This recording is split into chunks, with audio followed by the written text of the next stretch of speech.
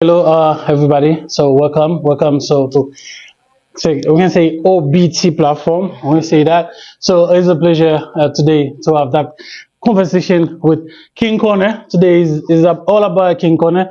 So we got my brother over there. So can you present yourself to the people and exactly? Sure, sure. So my name is RAPHAEL Buissereth. I attend Tillfield Church in Atlanta, and they invited me to be one of one of the panelists Yeah, no speakers. Yeah. for one of the groups, and we did the middle school group today. Oh, that's good. Yeah, they're such an interesting age group because middle school years are always the years that you're starting to figure out Yeah, who you are, who what you you want. are, Yeah, stuff like that. Yeah. trying to push the limits and stuff like that. So it's always interesting to talk to that age group. So how it was like today to be not like they call you to be part of the speakers to them, and how like you feel like that's gonna impact them, especially like for us as growing up, there are a lot of stuff maybe we didn't have, but right now we feel like they need them, they Yeah. need all that stuff. So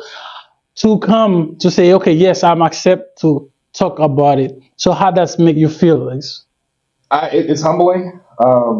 When someone asks you to share information and to express some teaching, that means that whoever asks you sees something in and you yeah, that definitely. is at the very least something special, right? Yeah. So it's humbling. I appreciate it. It's an honor. Definitely, man. One thing, when I was inside, man, I was one of the speaker was talking about his experience before he became a Christian. So how it was rough for him, and now is all the good thing he's doing. So for me, who maybe is same age as him, it's like I feel like, man, I was in that I'm maybe not in that part he was, but I feel like, man, everything he's saying was powerful.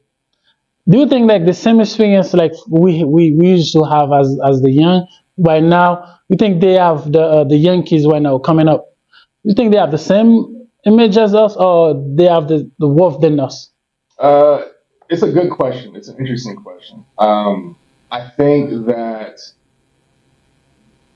overall, I think the kind of, I guess, hard times that people go through, I think they'll always happen at whatever time Mm-hmm. in our lives, right? Whether Yeah. it's people that are 50 years older than us or people that are 30 years olds. Every generation usually has the same issues. I think the circumstances are the things that change. So how we grew up, we had, that's when the internet first started taking off. So like it was a lot of new technology that we were around, but because it was so new, we really didn't care They about care it. about So yeah. we were still outside, Play it. playing games or whatever. But now the internet, because it's so developed now, with so much out there, they have so much access to different things extremely quickly. Definitely. Which doesn't mean that they can't navigate it. We've got to teach them the restraints and discipline Yeah. when they navigate it, right? Yeah. So yeah, I mean, every generation has their problems. I don't think that how I handle myself, I don't know how it would be when it was in the 1940s or Yeah, 1930s, definitely. 1950s, right? It's a different time. Mm-hmm.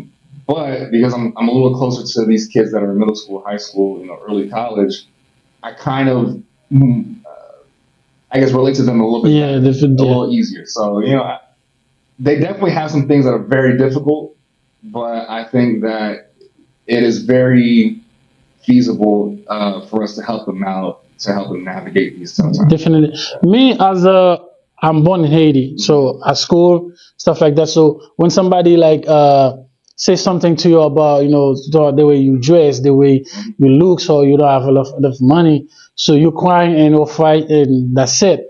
But in here, as the young kids, most of the stuff you always see they were suicidal or they doing bad thing, drugs or go home get guns, stuff like that. But in Haiti, we didn't have that. So, and here, from the next generation coming up, we don't know how that's gonna be. But as young Christians, how we prepare them for that? It's like if somebody make fun of you for who you are, how you prepare them. Like how can we tell them, yo, hey, you know what, that's gonna happen. They're gonna talk to you about, because you're a Christian, so they're gonna laugh about that. Maybe your parents can buy you the new Jordan right now, so that's gonna be maybe affect you because they're gonna, or your friend need, or don't follow this, don't follow that. Do you think like the young Christian life right now, school about to start the school like by next week? So how you can tell them, hey, don't worry about it. Hey, so we did that already, or Christ already prepared us for the next thing. How, what conseil you give them to for that life? I think that, to kind of piggyback on the previous question, I think that no matter what time period we're in, right, whether it was 40 years ago, 50 years ago, whatever, I think because we are Christian, there are standards, there are practices, Yeah. there are teachings that stand the test of time, right? Definitely. No matter what, we know that, following Christ's teachings, following the Bible, will still get us through these situations. Yeah. And I think that once you help these kids understand that, hey, like there's a reason why your parent is repeating this stuff 40 times, 50 times, more than likely there's some truth to that, at the very least, right? True. If your parent is saying it, if your teacher is saying it, if your older brother is saying it, if your older sister is saying it, if the guy at Walmart is saying it, right? Yeah. It could be anybody. If multiple people are saying the same thing, It's true. more than likely there's truth to it. So Yeah, I think once they realize that, which is a little tough because when you're young, you think you know everything. Everything. But at some point, if we have multiple people saying the same thing, more than likely, so if we help them understand that, hey, no matter what happens, as long as you have this standard of living, if you have these teachings to follow, you'll be fine. Yeah, definitely. Me, last week I was reading something.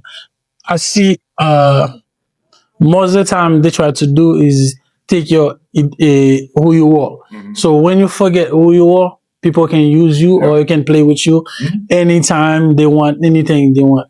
So you have to know exactly who you are. Like I always say, man, I'm a Christian. I'm follow Christ. No matter whatever you saying, what you're gonna do, that's your problem. Only my limit is I'm a serving God. I'm a man of God. So I hope like all the young kids, whatever they're going to school, so they just need to focus on that. Hey, you wanna play this, you wanna do this, but me, I got my limit. I know who I am. I'm gonna stop there. So for them, it's like if you have like one thing right now on your mind to tell them to say not to do or do, what it was, what's gonna be. I guess it's two parts to it. For the kids, I think that they should really focus on their belief system from themselves as far as their identity, like we're talking about today. Mm-hmm. So your belief in yourself, which is self-esteem, and your belief system in accordance to the Bible, right?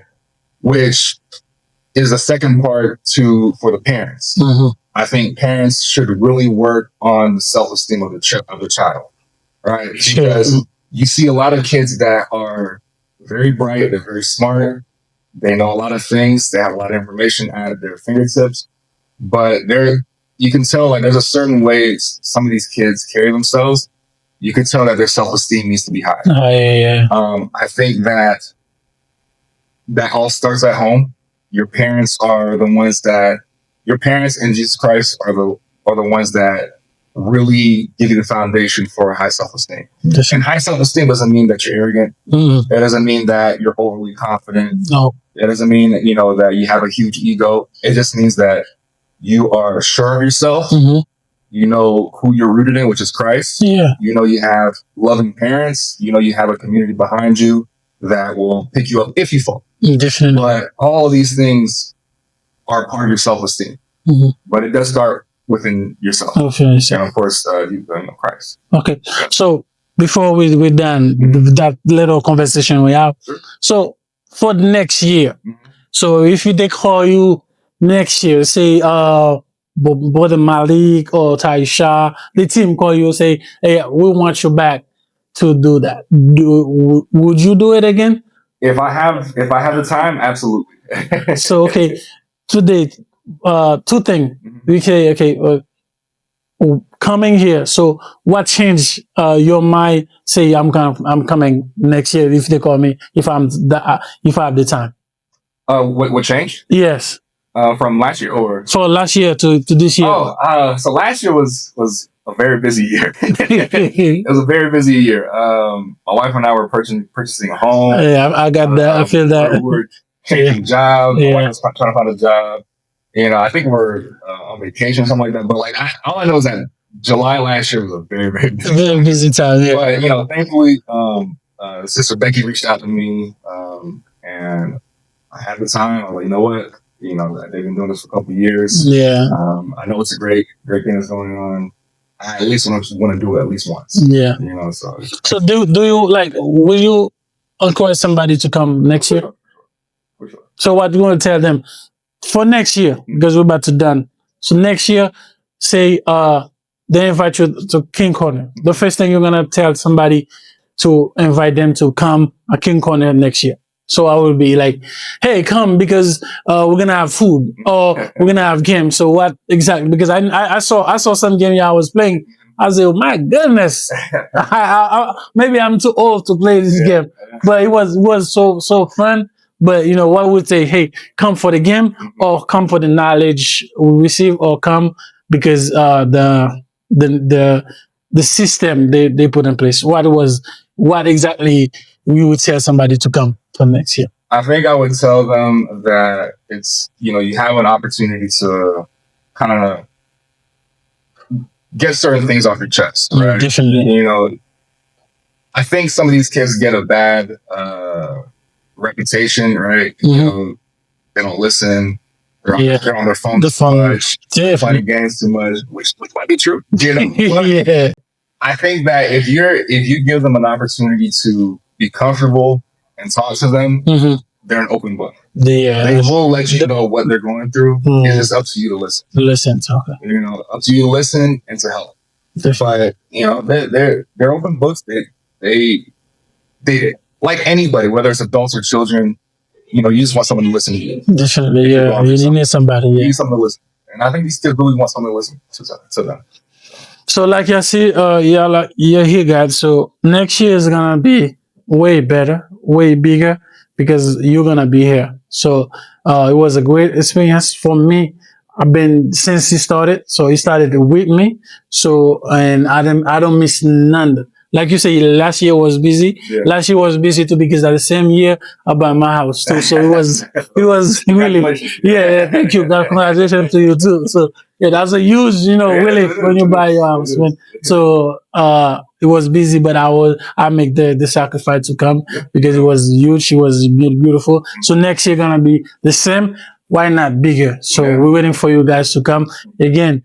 Welcome. I will say welcome to King Corner for the next year. I'll talk to you soon and see you. We'll be happy to see you next year, man. Thank you for the time, man. Thank you. Thank you.